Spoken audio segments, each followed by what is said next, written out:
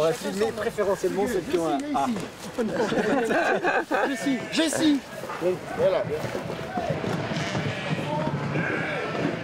Enculé. Ok. Vous avez déjà participé à une transhumance, Madame Berger? C'est la première fois que j'accompagne une transhumance, c'est évidemment un événement très important. Depuis 2-3 jours, tous les camions arrivent un peu partout de la région pour amener les brebis à manger de l'herbe tout en haut.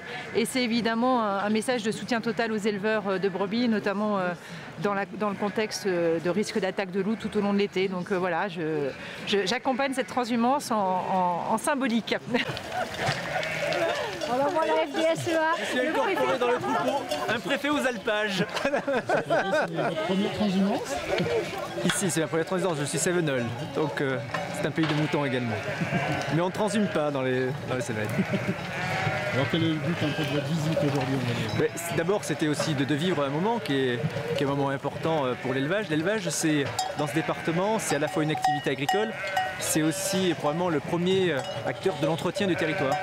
Et c'est une manière à la fois de montrer qu'on y apporte beaucoup d'importance et de comprendre aussi la problématique du pastoralisme dans son département, avec des problèmes multiples, mais un pastoralisme aussi qui a beaucoup de qualité, une réputation, des produits agricoles de grande qualité, parfois même de l'appellation. C'était pour voir un peu tout ça qu'on est là aujourd'hui avec les éleveurs.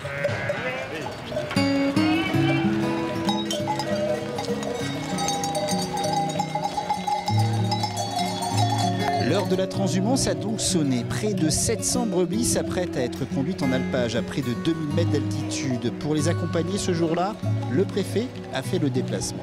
Une visite dite symbolique mais importante pour les éleveurs. Karine Berger fait aussi partie du voyage. Elle est venue les rassurer au sujet de la législation autour des attaques de loups. Chez de protection, ils sont au sein du troupeau, ils restent en alpage. D'accord. Pour protéger le troupeau. Oui, c'est ça, bien sûr.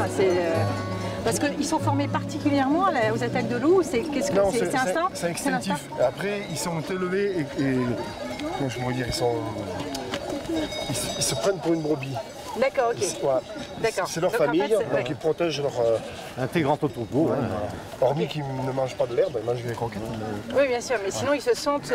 Ils se sentent une brebis qui attaquée, quoi. Voilà. Ok.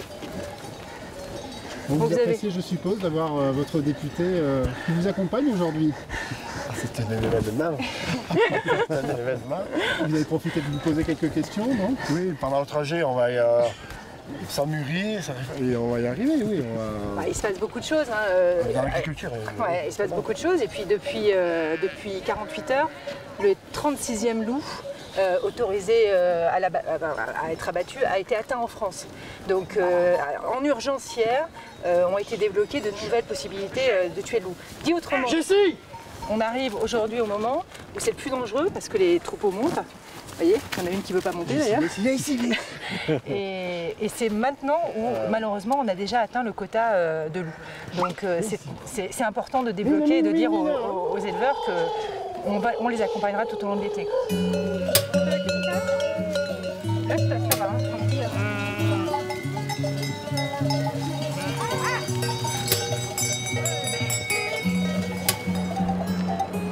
Une bonne vue, arriver au montoir.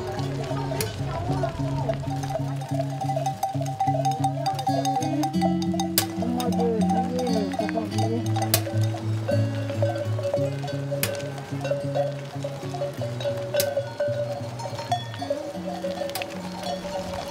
Vous êtes pas trop fatigué?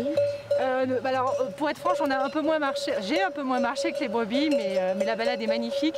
Il fait un temps superbe et voilà, venez voir la montagne. Monsieur le préfet alors? La nature, sa ressource. Et puis surtout, ça permet aussi de voir ce qu'est le véritable visage de l'élevage et du pastoralisme. Après 3 heures de marche au travers des paysages du Queyras, ce troupeau arrive à bon port. Marie, qui garde les moutons en alpage depuis 14 ans, interpelle la députée au sujet d'un autre phénomène. Il y a un autre problème qui se pose, c'est les vautours. Les vautours, je sais.